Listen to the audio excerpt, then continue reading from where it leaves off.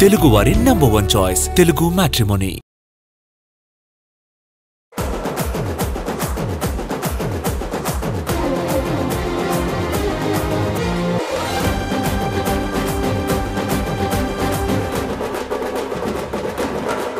Hi, this is Gayatri. Welcome to Cinema 2.1. అప్పుడు తృప్తికి దక్కిన chance ఇప్పుడు ఆలియాకి దక్కుతోందని మాట్లాడుకుంటోంది ఇండియన్ సినీ ఇండస్ట్రీ. డార్లింగ్ ప్రభాస్తో నటించాలనే కోరిక నాయకుల అందరికీ ఉంటుంది కదా. ఆ క్రమంలోనే ఇప్పుడు ఆలియా డ్రీమ్ నెరవేరే సందర్భం వచ్చిందనే మాటలు వినిపిస్తున్నాయి. నిజంగానే అది వర్కౌట్ అవుతుందా? ప్రభాస్తో దీపిక మరోసారి నటించబోతున్నారు. కల్కిలో స్క్రీన్ మీద హల్చల్ చేసిన ఈ జోడీని స్పిరిట్ కోసం మళ్లీ చూడబోతున్నామని అనుకున్నారు జనాలు. అయితే స్పిరిట్ నుంచి దీపిక వెళ్లడం, ఆ ప్లేస్కి తృప్తి దిమ్రీ సెలెక్ట్ కావడం వెంటనే జరిగిపోయాయి. యానిమల్లో చోటా బాబీగా నటించిన తృప్తికి ఇంత రేంజ్ ఉన్న క్యారెక్టర్ ఇచ్చారంటే సందీప్ గట్స్ సూపర్ అని మెచ్చుకున్నారు చాలా మంది. దీపికను తృప్తి రిప్లేస్ చేసిన వార్త అప్పట్లో హాట్ టాపిక్. అది కాస్త చల్లారేలోపే దీపిక గురించి మరో వార్త బయటకొచ్చేసింది. అదే కల్కి 2లో ఆమె లేరు అని. కల్కి ఫస్ట్ పార్ట్లో సుమతి క్యారెక్టరే మెయిన్. సెకండ్ పార్ట్లోనూ ఆమె క్యారెక్టర్కి చాలా ప్రాధాన్యత ఉంది. అలాంటప్పుడు ఆమెను రిప్లేస్ చేసేవాళ్లు ఎవరున్నారు అనే చర్చ షురూ అయింది. సందీప్ చెప్పినట్లు వెంటనే తమ హీరోయిన్ని డిక్లేర్ చేయలేదు నాగశ్విన్. దాంతో కల్కి 2లో నటించే అవకాశాలు ఎవరెవరికున్నాయా అని ఆరా తీస్తున్నారు జనాలు. లేటెస్ట్గా ఈ లిస్ట్లో ఆలియా పేరు గట్టిగా వినిపిస్తోంది.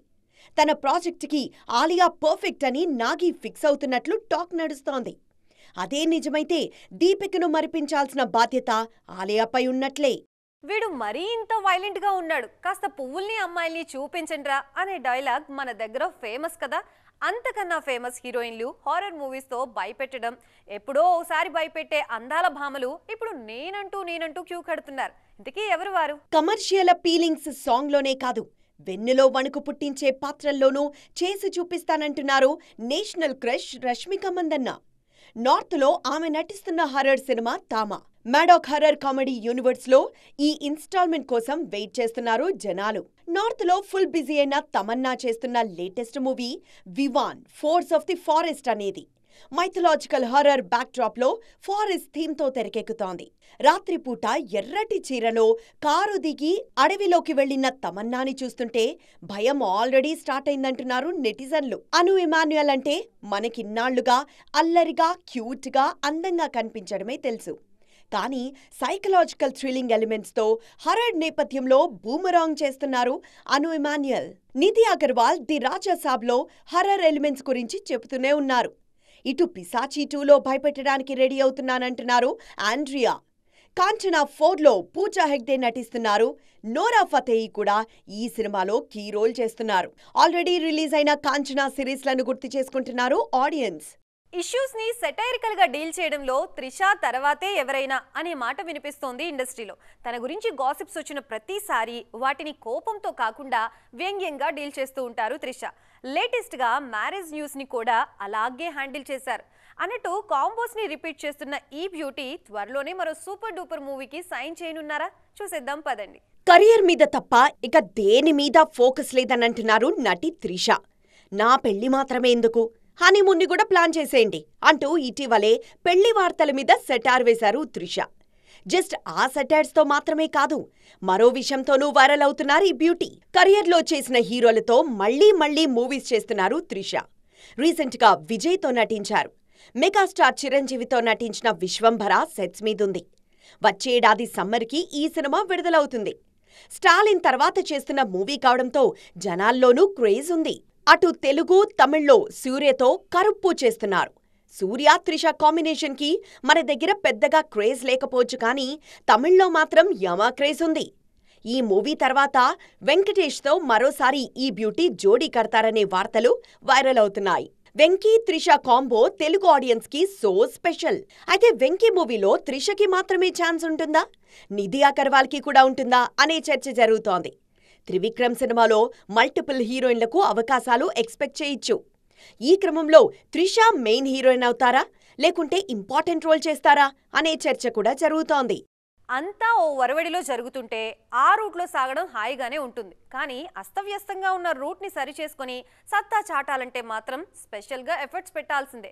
ఓవైపు వ్యక్తిగత జీవితంలో ముందడుగు వేయాలనుకుంటున్న రష్మికకు కెరియర్ పరంగానూ కాసిని బాధ్యతలు ఎక్కువగానే కనిపిస్తున్నాయి. పోస్టర్ మీద లేడీస్ బొమ్మ కనిపిస్తే థియేటర్లకు జనాలు రావడం మాయమవుతున్నారని ఆ మధ్య అనుపమ స్టేట్మెంట్ ఇచ్చారంటేనే పరిస్థితి ఎలా ఉందో అర్థం చేసుకోవచ్చు. పరదా సినిమాకు రివ్యూలు పర్వాలేదనిపించినా థియేటర్లలో ఆ రేంజ్ ఫుట్ఫాల్ మాత్రం కనిపించలేదు. ఆ సీన్ ఘాటీతో మారుతుందనే మాటలు వినిపించాయి.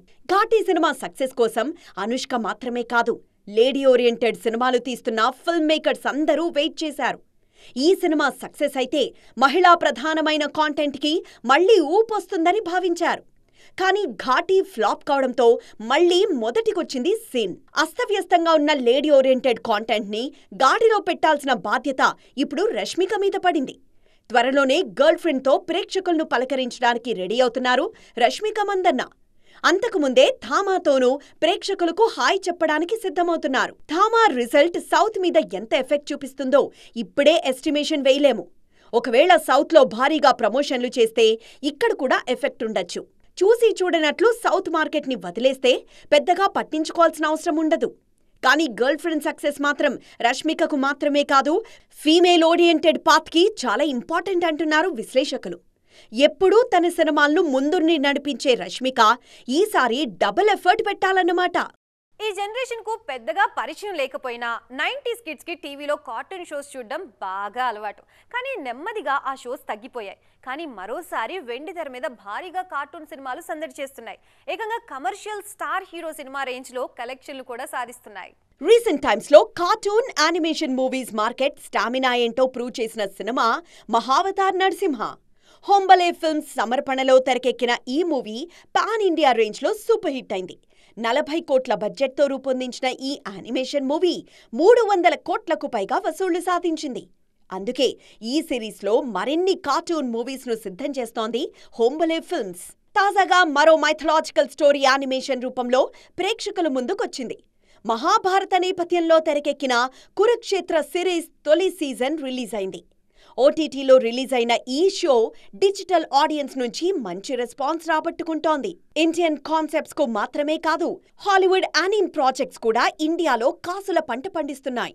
రీసెంట్ గా డెమోన్ స్లేయర్ టీవీ సిరీస్ ఆధారంగా అదే పేరుతో తెరకెక్కిన యానిమేషన్ మూవీ ఇండియాలో 100 కోట్ల క్లబ్లో చేరింది.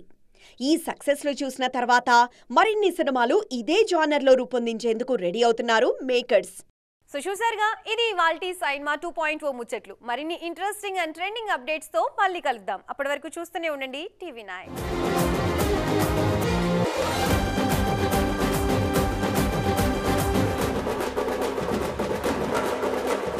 తెలుగు వారి నంబర్ 1 చాయిస్ తెలుగు మ్యాట్రిమోనీ.